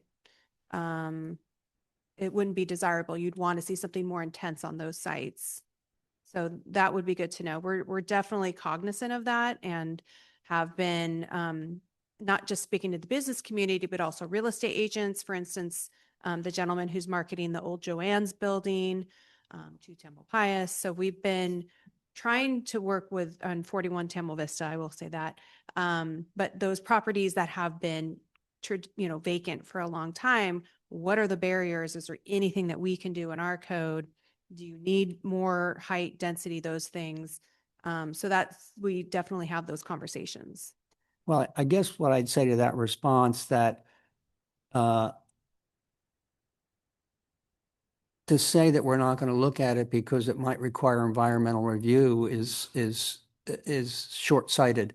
One thing to say, we're going to look at it, here are the issues, we're going to get through this process first, and then we're going to address that. But at least we know what the full envelope of issues are. Yep, and that is something we are open to doing. We just haven't heard those as being a primary issue. And if it is, then we can certainly do a phase 2 or look at those in a different process. Okay. The other thing was, like others on the commission, I was very happy you did the survey and the stakeholder interviews, but I was pretty disappointed in the response, again, particularly the commercial response. And I thought Valerie had a very good idea about some specific commercially oriented workshops, maybe in the morning with coffee and donuts or something to get people to show up. But I would suggest that you don't wait until we have a draft code to get their input, because the devil is in the details here. And if you have this structure, starting to kind of put in some of those bullet points that are more specific so people can really, you look at this, everyone says, great, motherhood and apple pie, but the devil's in the details. So if you go to the commercial businesses, I think you need to have more meat on the bones here. And that's it. Okay, thank you, Dan. Over to you, Margaret, for more. When I first started overviewing this thing, there's certain things that I think absolutely have to be done, like definitions, and take out the old definitions and put in new ones. And, I don't think there's any question about that. That's probably long overdue. And the other thing that I was struck with is that, especially looking at the survey, and I realize it's just the beginning, but it said to me, Corte Madera is mainly a residential community. This is a place where people live and function, and we have a lot of shopping centers and a lot of commercial stuff going on. But given the overwhelming response by residents, those are the people we really have to be considering in planning, because they're the ones who live here and it is a residential community. I'm really concerned about traffic patterns and parking, and especially with the new buildings that are going up, especially on Tamil Vista and that corner near the gym. The gentleman who owned the gym is there. That whole parking pattern, and during the time kids are coming out of school, people are coming, that's going to become more and more impacted and dangerous. And I think we really have to, when you're developing business practices, I think that's a real concern. I'm just going to put in another plug, as I always do, for East Corte Madera. Don't forget East Corte Madera. For instance, there's a gym over in East Corte Madera. Meet with them. Good. And there's a wonderful supermarket that's used by people from outside of the community. The other day I was in there and I literally could not find a parking space. I couldn't. People come from the schools that are there, and they park there and they have coffee and they have food, and the fire department's across the street, the emergency concern, the Aegis Living Center is there. There's a lot of commercial stuff that goes on there, and the parking is more and more impacted. And I think we have to really be particularly concerned about that. The other thing in the use regulations, in the discussion in the third bullet point down, I'd love to see something that talks about cleanliness and design standards. A lot of the places that are outdoor developments are really dirty and ugly looking. They're just like, they'll have an electrical line with masking tape over it. So no one trips on it. That's great, but it just looks horrible. And they put up, the inside of a restaurant will have nice tables and whatever, and then there'll be wooden sort of shack-looking tables on the outside. I think there should be something about it being cleaner too. They don't hose down the sidewalk, and it just needs to, there has to be a certain standard when you allow people to do things outdoors, if we're letting them do it. If they're being done on sort of pedestrian right of ways. Also, if there's a gym and it's outdoors, I think that people should be, well, at least in the gyms that I've been to, a lot of men and women are very, very inappropriately dressed or undressed. And I think if it's going to be outdoors, there has to be some kind of standard for Corte Madera. But otherwise, I think it's a great idea to be doing this, and I hope it doesn't go on too long. Oh, the one other thing that I just have noticed is we have, I think signage has a lot to do with this too. And businesses, and I don't see any mention of signage here. That's all. Okay, thank you.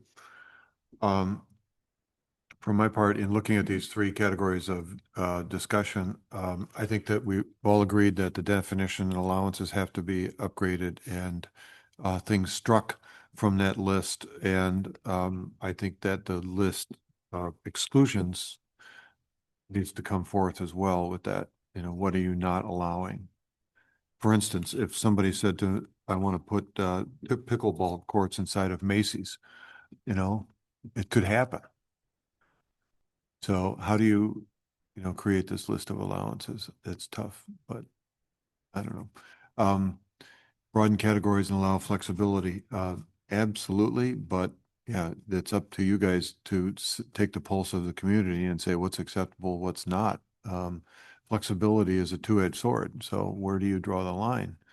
I think that we've talked about the things that we don't want a little bit, and you have to define those. So flexibility stops at that point. Where does that line get drawn? I think that we've heard that everybody likes the outdoor uses. Everybody likes the idea of being able to use the parks for things with definition. To your point that you have on the list there, the hours of operation, noise, parking, the comment from Margaret about everybody about cleanliness and cleanup, those are a different part of the code, but that would be something to stick in here, that there's a reference to practice of that standard in those locations. I think that I don't know how many other parklets there might ever be in town, but there's good ones and a good one and a or lesser one. But that's a separate category, right? It's not in part of this discussion, but that's what people see. It's very tough to regulate parking when you've only got so much space. So to the comments about how to maximize it with regulations to say where people should park, when they should park, all of that is important to say employees need to be accommodated over here. How do you maximize that parking? We can't create any more parking land.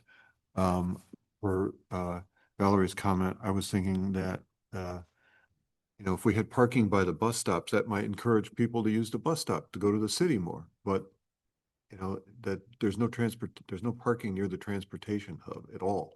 And we can't create it. There's no land to put people to park anywhere. But I'll bet people would use it more. The bicycle encouragement is something that we've always stood for, and that reduces car use. I think that the town has done a great job recently in marking bike lanes and all of that and publicizing that. It's kind of a cultural issue to get people to use their bikes more, but it's a safety issue. So making sure that bikes are safe and that the businesses encourage that somehow. Tried to get the malls to encourage it. It won't change people's habits necessarily. The parking, the Marin Joe's thing was kind of a fallback, example of where the parking regulations need to change a little bit, you know, triggering that. I think I would disagree with the other commissioner about that a little bit, but you know, they suffered through that parking examination when there's not much they can do about parking except maximize it, right? They can't create more parking space.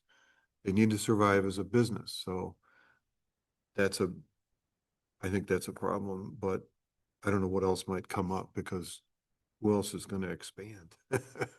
There's not much footprint for businesses to grow except if the church, for instance, wanted to go into this, parking is going to be an issue there. You've got to figure out how to say, no, you need more parking, less parking, if they're going to create a commercial zone right there. So that's a zoning opportunity change that's going to happen there, right? And what does that parking regulation look like? How do you modulate it to tune to any residences they put in there or a recording studio? How do you calculate that? I don't know, but that's really what you're talking about are those places that need a formula for doing that. Some great algorithm out of the sky that says this is what we need to do. And how do you keep it variable to allow a business to say, okay, I can modify this slightly. I'm not hamstrung and I can get in here, make a business out of this. That's tough. And then there are people who say there's not enough parking. Well, you can't make parking necessarily very well because we're out of land. It's really hard. Exempt or reduce requirements for change of use. So that's an example. The church I'm just talking about, right? That would be a change for change of use and trying to figure out how to handle parking. But you want to encourage that. I don't quite know how to do that. You don't want people parking on the street out there and getting the residents upset because they can't park in front of their homes anymore. That's a challenge. Temporary uses on private property. So that's beyond the mall parking lots. That's where does that occur? Like on Tamalpais parking lots there, say at the B of A, if they wanted to put a farmer's market there on Saturday, is that the kind of thing we're talking about? Yeah, so it would be on private property, either maybe on sidewalks or parking areas, and maybe it's an employee appreciation event or, yeah, a one-time farmer's market. Those types of things. Yeah, you're not talking street side, the home with wanting to sell used clothes in front of their house, right? No, this is more, yeah, okay. So just those parameters, yeah, it's clear that it can't be blocking the sidewalk. It can last for so long, and there's a hourly limit to all that stuff. That has to be in the code somehow as part of the discussion coming forth. And I don't know who might even ask for those things, but this is your job to figure out those possibilities, right? Somebody might say, I want to have a job fair at the mortuary. I'm just kidding.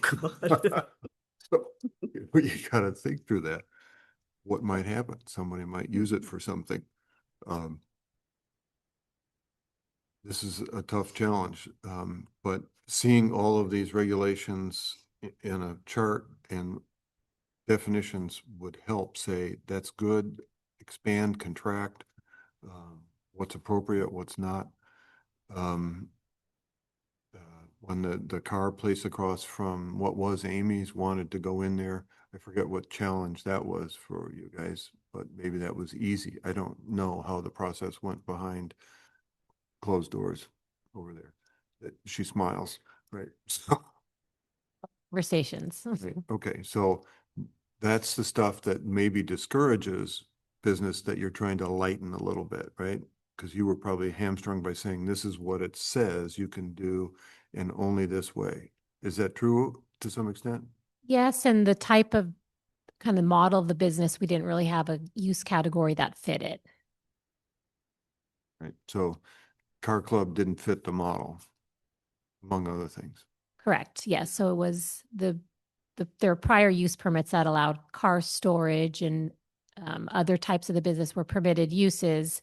And then the events that occur are more of an ancillary use. Right. But- Okay. Yeah, but there wasn't So- a perfect fit in the. Is that an example of lightening and expanding the possible uses for that kind of? Yep. Right. Yeah, All right. and creating more flexibility. It's clear that that's where the movement has to occur, is in those lids placed on those things. And how do you clean that out and leave it strong enough to get something in there that's not abusive of the community or the use or creates traffic problems and all that? I don't know quite how to do that, but you guys do. So,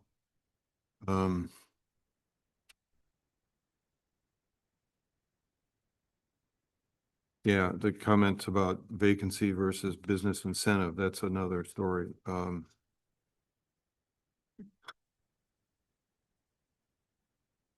MX1. I don't know what's gonna happen with MX1. You got a hotel, you got a movie theater, you got a hotel, you got another hotel. Ideas are thrashing around all over the place. So are those places that need regulation lift or relief in that district? Do they need help to encourage or not?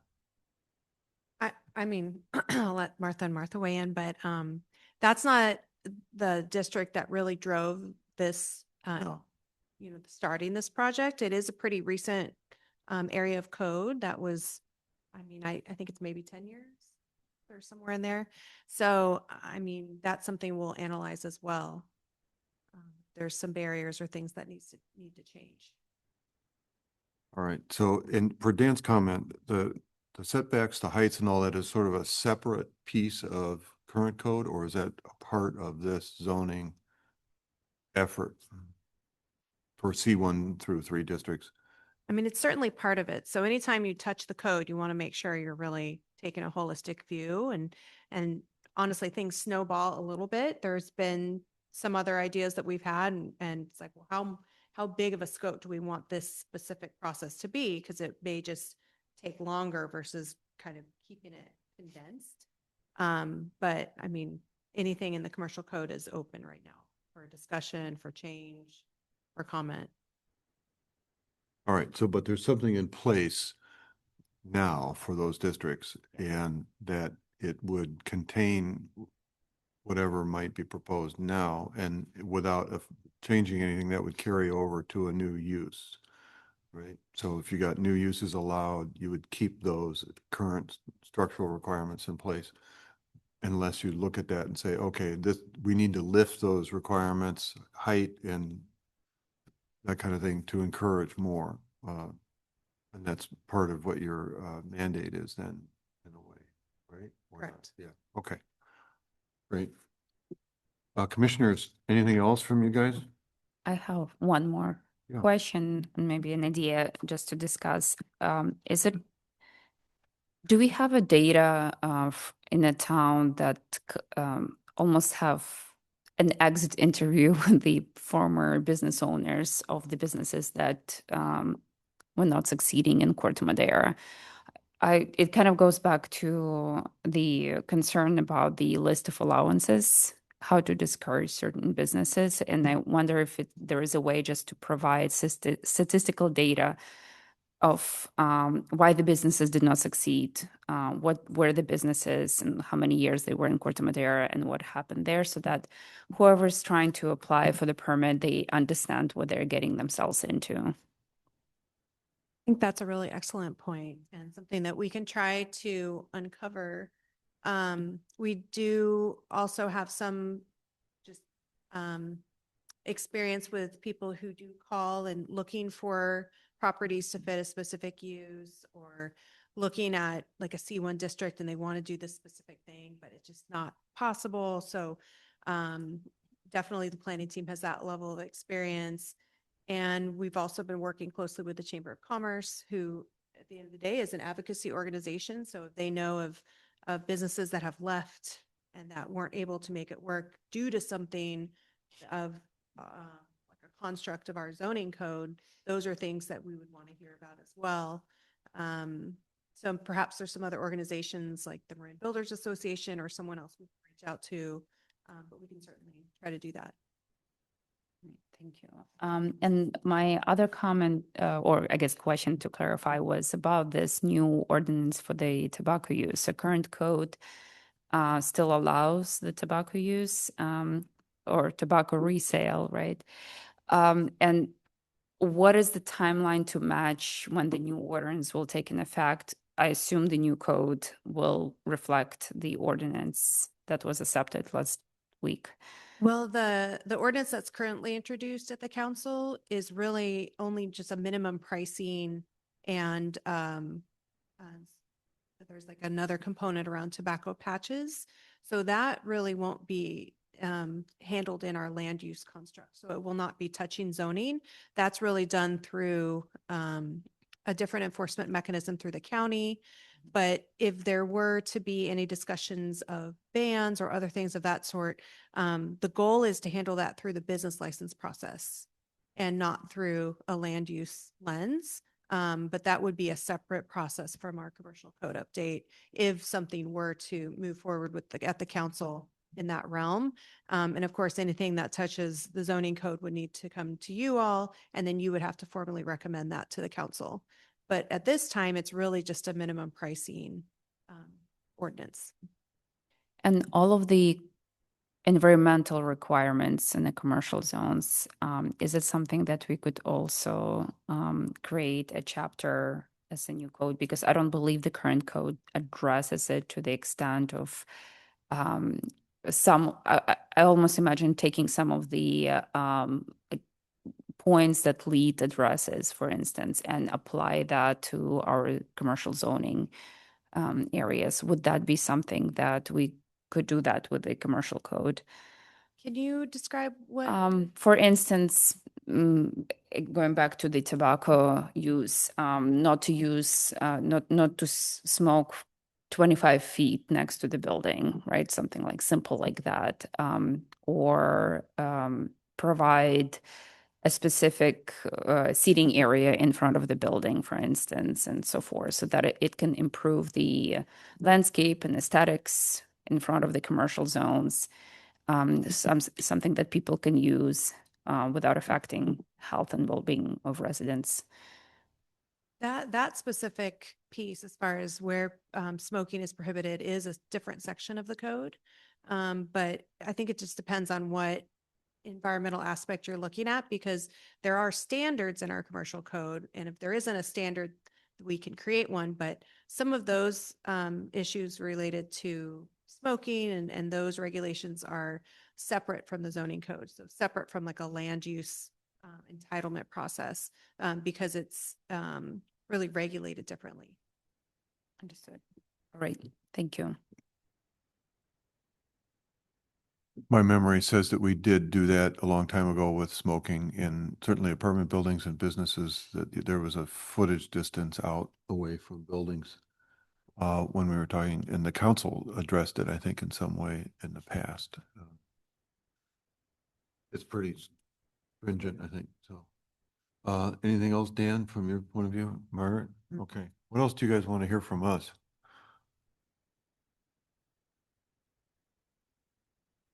We have enough to Okay. move forward, and we'll be sure to do some additional outreach to the the business community, and we'll be back before the Okay. commission. Well, I threatened to see if anybody else wanted to public comment. So if there is anybody else that wants to public comment, they can. Actually, Peter, I do have one process question. Okay, just a sec. Okay. Anybody else want to make a comment at this point? Online, anybody?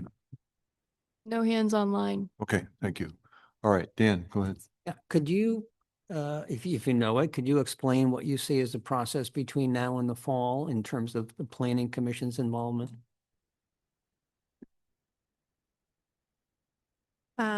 So the outreach will continue, and then Martha and Martha will be drafting zoning code regulations. And then once we have a draft, we'll generally put that out to the community with ample time before your hearing. At this point in time, we're actually not sure how many hearings we will be doing with your commission. It may be 2, it may be 1.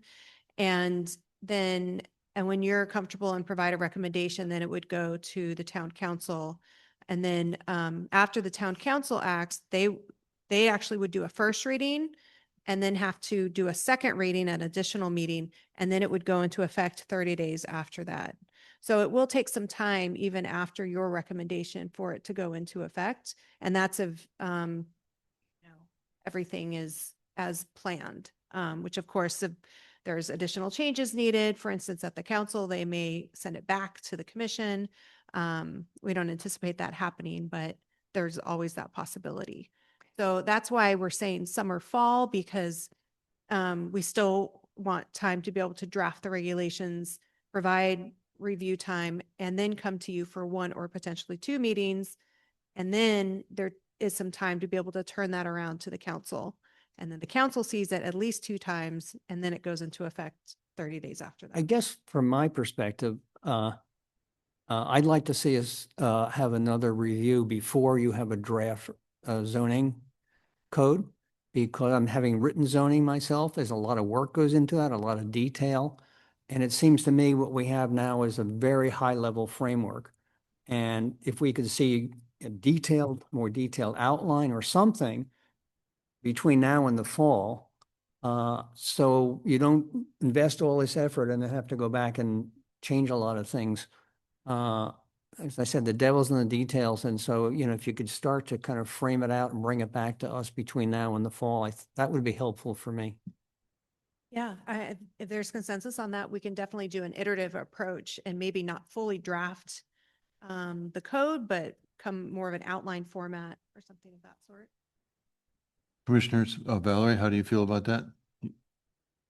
Are you even around this summer? No. Yeah.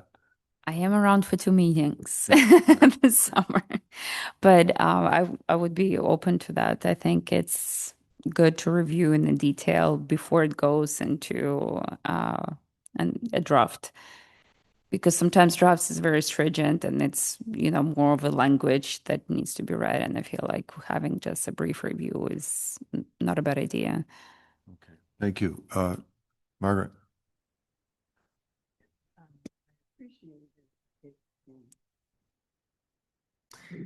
I appreciate the opportunity to give feedback to the planning department, but having listened to planning a town council meeting a number of Tuesdays ago, I was also struck by the fact that they are very adamant that they make the final decision and they're going to discuss it and they're going to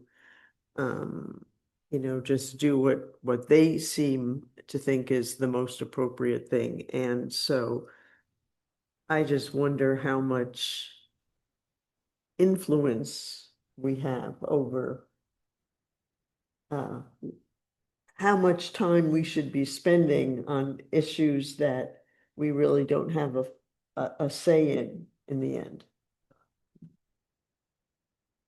I would say that we do, and I would encourage the department to give us a overview once the categories are roughed out and there's a better visualization of the format of this update. Just something that you can say, here's what we've eliminated, here's what we're bringing in, here's where we're lifting restrictions, some idea of parking theory and all that kind of stuff. And then I think we can help say we've reviewed it and stood behind something more effectively. I would appreciate that. Yeah. Yeah. Okay. With that said, we would close this item. All right. And I'm going to say, you guys, if you want to stick around, power to you. But we're going to just ask the commissioners if they, who has a council report? Anybody? Yeah, Valerie. I would love to hear that. All right.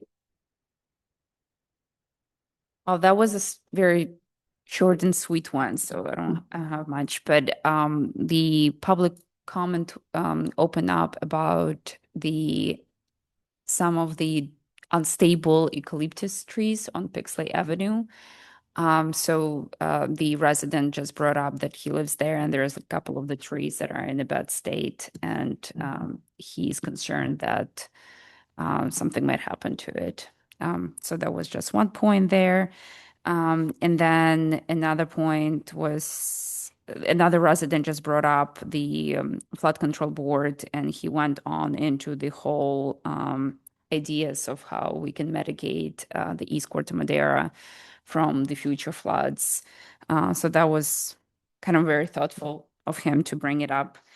And then moving into the town's business, the tobacco and nicotine ordinance got approved unanimously. There was just a discussion on the prohibiting the sale of cigarettes, heated tobacco systems, nicotine pouches, a lot of them, and then there were a lot of support from the public as well, and health advocates that they presented a lot of data in regards to the growth of the use of the nicotine pouches throughout. It was something ridiculous, like 793% or something in rising. So they really advocated for the ordinance to take place. There were two representatives of the retailers that argued that the ban will just shift this sale into the other towns, and that the education and reducing the demand would be more, and some of the enforcement would be more effective. But with all of that, the town council has approved unanimously the ordinance, so that will take an effect, I believe, by the end of the year. And then there was a funding report and just general funds. We're doing really well. It seems like the revenues are ahead of the projections, which is good. The town property tax is on track as well.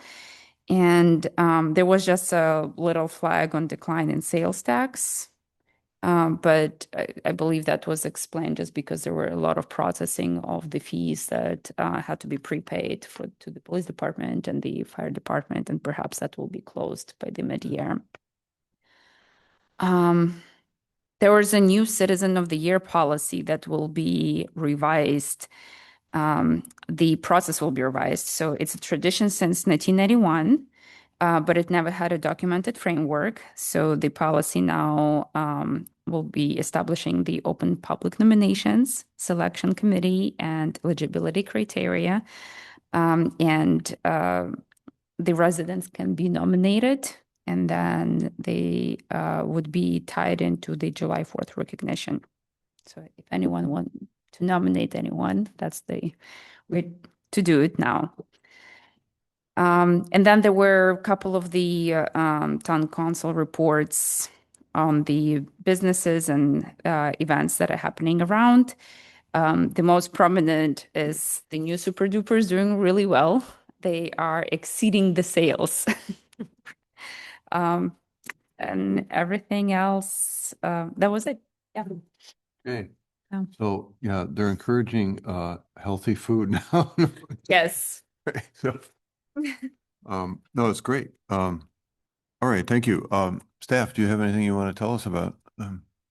Just a couple things. I'm glad that Commissioner Beshoyer mentioned the tobacco ordinance. That most likely will not be coming before you, but important to know about. Also, you may be aware that there is a landscaping project at the Mankey Park. So that is supposed to kick off in the next few weeks. So we should know more this week as far as the schedule, and we'll be putting out messaging on all the traffic controls and parking and the timeline for that project. But it will be torn up for quite a while, probably through July at the very least. And then also just a heads up that we are also in the process of updating our impact fees. So we are looking for a consultant to help us update our traffic impact fee and park impact fee, which are just two of the types of fees that we have for essentially new housing. But it does include, for instance, the traffic mitigation fee does include commercial as well, but we are going to be looking at updating both of those. And that's all I have. Okay. I was going to ask about that next item when it was coming back, but I see it's coming back. So, Summit Drive. Yeah. So I wondered what happened, and there it is. Oh, all right. So, let's adjourn.